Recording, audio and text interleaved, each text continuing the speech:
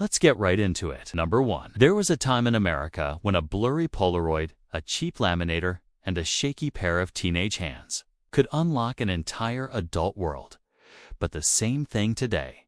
It could ruin your life. Back in the 90s, something strange was happening across America. A quiet ritual. A teenage milestone almost everyone knew about, but no one talked about. The fake ID, they were crude, almost comically bad. A Polaroid photo slapped into a flimsy sheet of laminate from Radio Shack. The picture shaken, blurry like it was taken mid-earthquake. And the lamination. It had more bubbles than a jacuzzi. Yet teenagers walked into convenience stores with these time bombs in their pockets. Hearts pounding, palms sweating, silently praying the clerk wouldn't look too closely. Sometimes the clerk did. A raised eyebrow, a half smile. That's soft, almost amused. Nice try, kid. Maybe they'd take it away. Maybe not back then. Getting caught with a fake ID was like getting caught passing notes in class. Embarrassing, forgettable, over in a moment. But today, everything is different now. That same fake ID could follow you for the rest of your life. Felony level charges, thousands in fines, even jail time. Carrying one feels less like a prank and more like walking around with a sign taped to your back. Please arrest me. Modern IDs are another universe. Holograms, UV watermarks, microprinting so tiny you'd need superhero eyes to see it. Transparent windows with shifting images like Fort Knox fused with a driver's license. And the scanners. They're no longer props behind the counter. They're precise, fast, unforgiving, smart enough to catch a fake faster than your mom caught a forged report card. In the 90s, a bouncer might laugh at your terrible fake before tossing you onto the sidewalk. Today, that same bouncer is required by law to report you because what once felt like a harmless teenage dare now sits in the same legal category as identity theft. A ritual that once defined growing up in America is now a line nobody dares to cross. Number 2. Imagine stepping into a place that feels frozen in time-silent hallways. Peeling paint, the kind of stillness that makes the air feel heavier. But the moment your boot touches the floor, everything changes. Suddenly,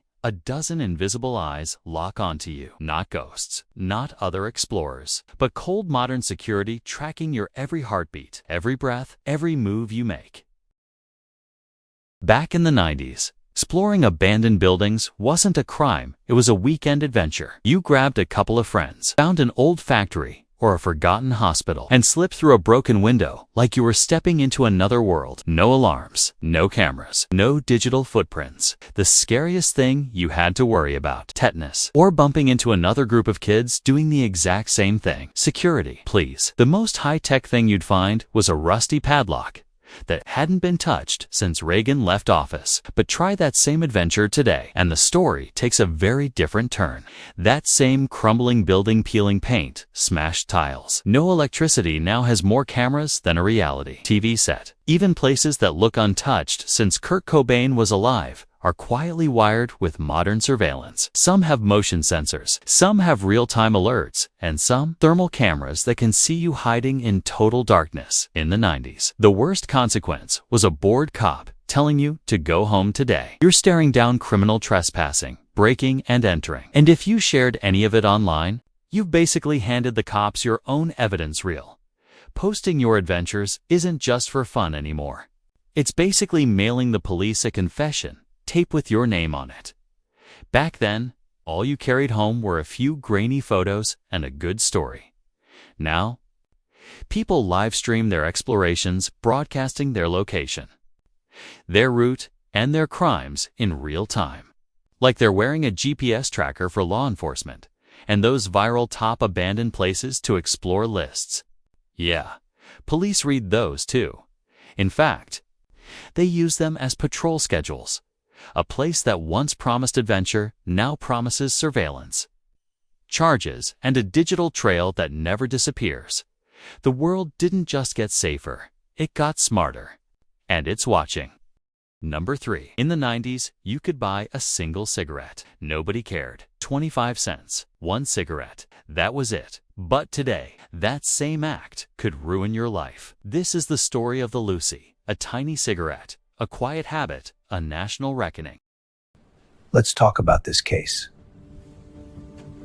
Back in the 90s, there was a tiny transaction happening in plain sight, so small, so ordinary, you'd barely notice it. And yet, today, that same act sits at the center of controversy, crime, and tragedy. It was called a Lucy. You'd walk into a corner store, quietly lean toward the counter, and say, "1 Lucy, just a single cigarette, 25 cents. Maybe 30 passed to you without hesitation. No IDs, no questions, not even a raised eyebrow." Store owners would crack open a fresh pack, slide 1 cigarette out like they were dealing cards, and drop it into your hand. Some places even kept small glass jars filled with loose cigarettes right there on the counter, almost like candy. But today, asking for that same Lucy could change your life. Selling a single cigarette is now a criminal offense in many states. The fines can climb into the thousands. Repeat the act, and you might be looking at jail time. Why? What changed? Part of the answer lies in taxes. Every cigarette pack carries a tiny rectangular stamp, proof that the state got its cut. Break the seal and sell singles, and suddenly you're dealing untaxed tobacco. And the government does not lose tax revenue quietly.